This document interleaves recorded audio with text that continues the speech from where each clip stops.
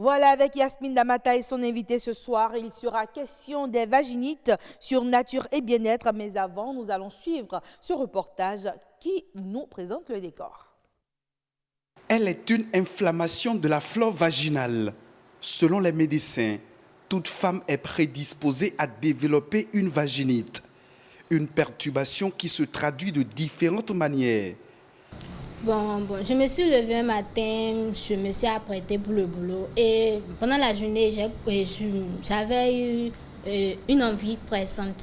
Donc j'étais allée sous la douche, je me suis déshabillée, c'est là que j'ai constaté les pètes blanches. Mon slip était vraiment très mouillé. C'était comme si j'avais pissé sur moi alors que je ne l'avais même pas fait.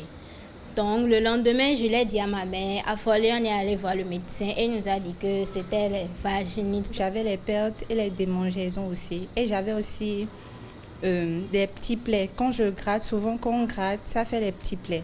Souvent, quand je suis avec mes collègues, je ne peux pas rester debout sans bouger, sans vouloir gratter, tout ça. Et souvent, je pars aux toilettes pour faire ma toilette et tout. Et après ça se calme un peu. Cela m'est arrivé 2 fois. Quand je vais aux toilettes, mon slip est tout mouillé. J'en ai parlé à ma mère qui m'a dit que c'est une infection. Le médecin a confirmé et nous a expliqué qu'avoir de longs et sales ongles pour faire ses toilettes en est une cause. Le premier signe visible des vaginites est un écoulement vaginal anormal.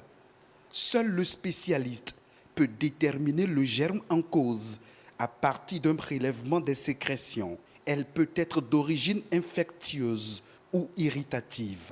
Les vaginites infectieuses, elles sont liées à des germes, notamment des bactéries, des parasites, des champignons ou des virus, qui se manifestent habituellement par des irritations, des écoulements vaginaux, qui sont souvent sous forme de lait caillé. Vous avez également les vaginites d'irritation qui sont causées par des substances chimiques qui peuvent provoquer des réactions allergiques ou des réactions d'hypersensibilité. Et c'est quoi ces substances chimiques-là? Vous avez par exemple les savons parfumés, vous avez les spermicides, vous avez les préservatifs en latex. Vous avez également les douches vaginales. Pour les femmes qui envoient beaucoup d'eau, qui font vraiment des douches, qui lavent, qui envoient le doigt. Donc, toutes ces substances peuvent constituer des causes de vaginite d'irritation. Le traitement d'une vaginite n'exclut pas toujours le conjoint, qui peut être aussi porteur du germe. Voilà, le conjoint peut donc aussi être porteur du germe. On verra bien quelles sont les causes des vaginites avec Yasmine Damata et son invité. Yasmine, bonsoir. Bonsoir, Agnès Bello. Comment vous allez? La pleine forme. Je suis contente, le plateau ce soir, ça se fait entre femmes et c'est pour les femmes, mais aussi pour les hommes, parce que si on se porte bien, c'est aussi pour nos hommes. Donc ce soir, on parle vaginite, on reçoit Viviane Ayosso. Bonsoir. Bonsoir, madame. Vous êtes sage-femme? Oui, je suis sage-femme. C'est votre première fois sur le plateau. Merci d'être avec nous sur ce plateau, justement, pour partager votre expérience avec les téléspectateurs. Yasmine Damata, l'invité est à vous. Merci, Agnès Bello. Bonsoir, mes téléspectateurs. Madame Ayosso, bonsoir. Bonsoir, madame Yasmine. Vous êtes sage-femme à la BPF, l'agence béninoise de la planification familiale. Vous rencontrez beaucoup de dames et elles partagent avec vous leurs expériences. Et comme on l'a suivi également, certaines femmes ont dit également ce qu'elles ont, c'est quelques signes qu'elles ont et qui les poussent à aller vers les hôpitaux. Quels sont les autres signes des vaginites? Presque tout a été dit. Nous pouvons ajouter des sensations douloureuses. Ok. Donc, quand on a des vaginites, on peut avoir des douleurs. Oui, ça peut des nous faire douleurs mal. dans le vagin comme à la vulve. Le médecin a certes donné quelques causes, mais je voudrais savoir, ces dames qui viennent vers vous, quelles sont les causes les plus fréquentes qu'elles ont? Les causes les plus fréquentes, comme causes fréquentes que les femmes signalent, souvent elles se plaignent de douleurs au bas-ventre, des écoulements anormaux, c'est-à-dire des pertes vaginales et puis des irritations, des démangeaisons. Oui, mais quand vous discutez avec elles et que vous essayez de voir et de comprendre un peu comment est-ce qu'elles ont eu ces problèmes-là, finalement, vous vous rendez compte que c'est quoi? Est-ce que c'est le préservatif ou bien quelles sont les raisons qui les amènent à avoir ces vaginites-là? Souvent, c'est dû à des rapports sexuels non protégés. Quand ces femmes viennent vers nous, ces vaginites sont souvent d'origine infectieuse. D'accord. Ok. Mais elles viennent vers vous jusqu'à ils ont les signes. Mais est-ce que forcément il faut attendre d'avoir les signes pour venir vers l'agent de santé? Justement, il ne faut pas attendre forcément. La femme ne doit pas attendre forcément les signes avant de se rendre à l'hôpital. Une fois dans l'année, en dehors de ces signes, la femme doit se rendre à l'hôpital pour se faire examiner, surtout les examens gynécologiques. Ok, donc il faut voir une sage-femme ou un gynécologue. Oui. Lequel des deux? Les deux ou... Les deux. Une sage-femme ou un gynécologue. Ok. Mais vous voulez poser une question, c'est ça, Agnès? Oui, bon, quand vous dites que tout le monde doit venir, c'est peut-être le coût aussi. Et puis, en Afrique, ici, on a cette culture, on va à l'hôpital quand on est malade. Nous, on n'est pas dans la prévention, en tout cas pas toujours. Est-ce qu'il y a des sensibilisations que vous faites à l'endroit des populations pour comprendre qu'il leur faut se rendre à l'hôpital? Surtout à l'ABPF, comme vous l'avez défini, l'ABPF est l'association béninoise pour la promotion de la famille. Donc la BPF œuvre pour le bien-être de la population.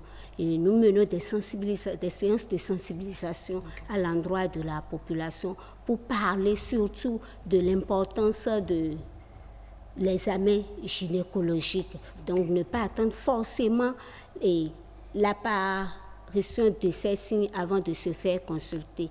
Et chez nous, à la BPF, c'est un coût forfaitaire. La consultation gynécologique est à 1000 francs seulement.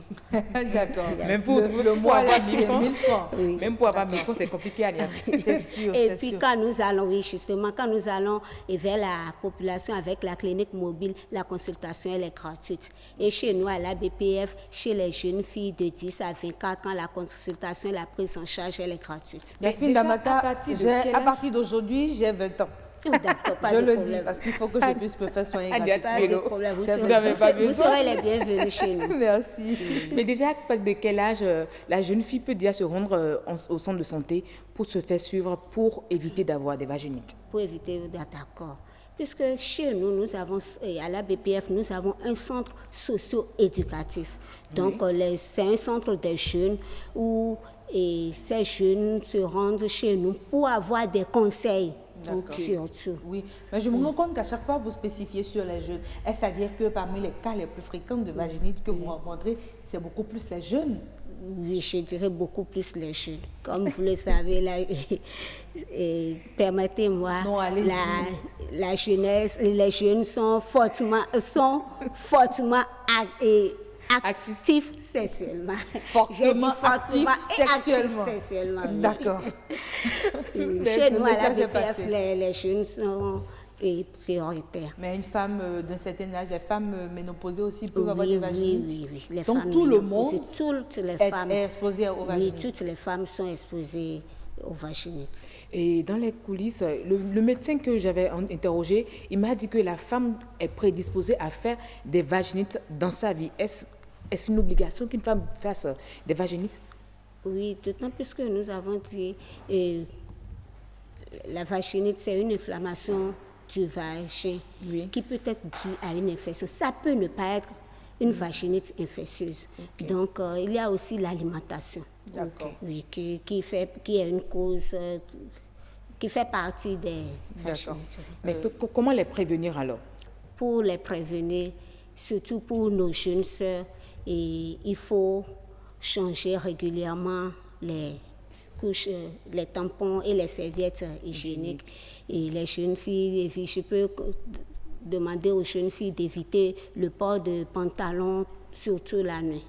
D'accord. Oui, pour laisser passer pour faire surtout la nuit, pour dormir ou pour sortir? Oui, pour dormir, pour faire circuler l'air. Je vois sur ce plateau qui se sent indexé par le problème de port de pantalon. Mais d'autres aussi préconisent d'utiliser des dessous d'une certaine texture.